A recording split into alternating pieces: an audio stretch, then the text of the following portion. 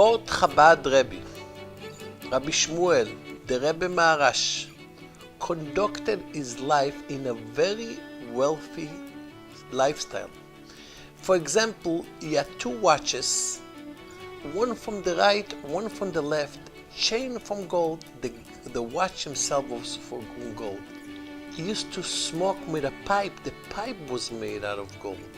He used to have sniff tobacco, that the box was made out of gold. Even his wagon that he used to take him with was decorated with gold. Beautiful clothing. He had a cane that the top of the cane was made out of gold. One of the people that learned in Lubavitch in that time, after his wedding, was the Rabbi of Nikolaev. His name was Rabbi Meir Shloimeh Yanovsky. He happens to be the last Lubavitcher Rebbe's grandfather. He came back from Lubavitch and he told over the people the way the Rebbe's lifestyle. And one of the people between the listeners says, why does he have such a lifestyle? Wouldn't it be better that he should give it for charity? Don't the Mishnah say that it's enough that we'll eat with bread and salt? And the Rabbi Meir Shloimeh Yanovsky replied, what do you think? The gold was made for you, for me, for the goyim? The gold got created for such tzaddikim, such righteous people like the Rebbe.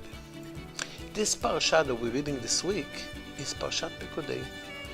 Moshe Rabbeinu gets together all the Jewish people and he tells them a clear report how much money came in from the donations, how much gold came in, how much silver came in, how much copper came in, and then and here comes the question, many other stuff, and here comes the question, does it make sense so much stuff in the Mishkan, in the holy temple, was made out of gold? I'm just going to use an example. For example, the ark that they used to have, the 2 tablets, the Aseret HaDibrot, was made out of gold. The table was covered, that they used to have the bread on it, was covered with gold. The menorah that they built, that they used to light every day, was made out of gold. The clothing that the Kohen Gadol, the high priest, was wearing was made out of gold. Is this the right example for us, that we should make stuff of gold? Is this the type of life that we should live? This is the example? And the answer is, and this the Midrash speaks about. Midrash says, many things that God created, by the end, He took it away. Why? Because the world was not fit for it. Came to the gold. Why did God create gold? So the Midrash says, Amar Rabbi Shimon. Rabbi Shimon says that the gold was created for 2 reasons. One for the Mishkan, and one is for the Bet HaMikdash, for the Holy Temple. In other words, if not for this reason, God would not create the gold. And this is exactly the same type of answer that Rabbi Yanovsky answered this man. If not for the Rebbe, what do we need the richness for?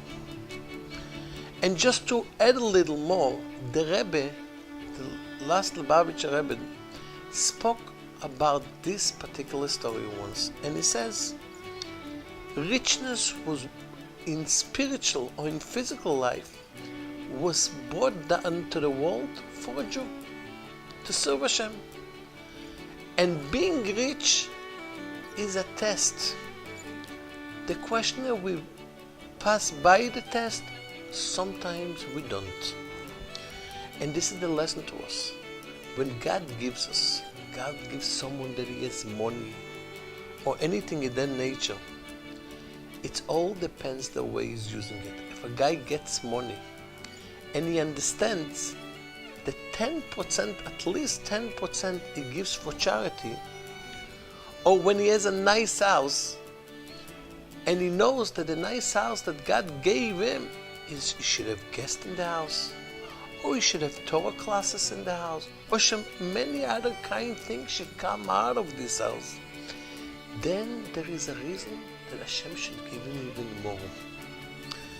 And this is the lesson, and this is exactly the lesson to us. And just to add a little more to it, the son of Rav Ovadia Yosef came once to visit in the United States, when a Jew went over to him and says, "Rabbi, I just finished to build my beautiful home. I would appreciate if the rabbi would come to see my house." And the rabbi says, "Why not?" And they went upstairs, and he puts the hand on the mezuzah, and the guy replies by saying, "Oh my gosh, do you know how much I paid for this mezuzah? I paid $180 for this mezuzah. They are such thieves, ganavim." And then they go into the house, and he shows them, "You see this house, and you see this room, and that room. You know how much I spent for it? Not only I spent for it a lot, he showed them the handles how much I spent." And then they go into the kitchen. He says, "You see the canter? The canter comes from a jungle in Africa." And he says, "You know how much I paid for it? At least $30,000. And I got it for a deal." And here the rabbi couldn't hold himself. He says, "You show me such an expensive house. You showed me a countertop from a jungle in Africa, and you got for a very good price, $30,000. But when it comes to the mezuzah, you tell me this is thieves. They charged me $180. And this is the lesson to us. That's exactly the lesson to us. When God gives us something, the same way we understand, when it comes to a physical life, if we want to have it nice and look good, we spend money. We should do exactly the same thing when it comes to physical life,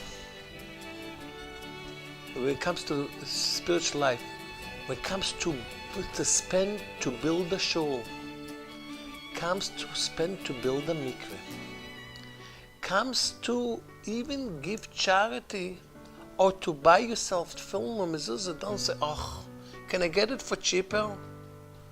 Why, when it comes to the real physical life, you don't say it this way? We should bypass the test. And if we bypass the test, God will give us more. Shabbat Shalom.